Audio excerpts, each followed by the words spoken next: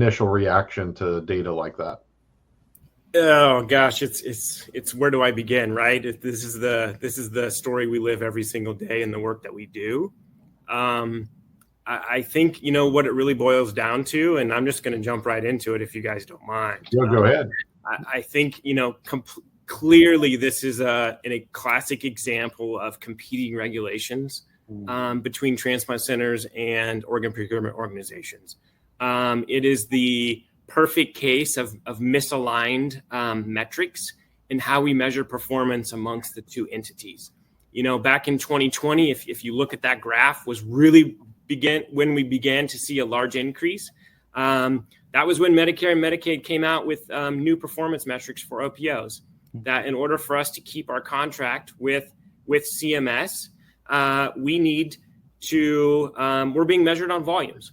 And so OPOs were being forced to recover more donors and get more organs transplanted, which is a good thing. We all agree, we need to do that, and every OPO should be doing more. I wholeheartedly believe in that, and we all agree with that. But in doing so, we are now doing that. We're recovering more donors. We're recovering more organs. But transplant centers aren't being measured on volume. Transplant centers are being measured on patient outcomes, 90-day graft survival, 1-year survival, so on and so forth.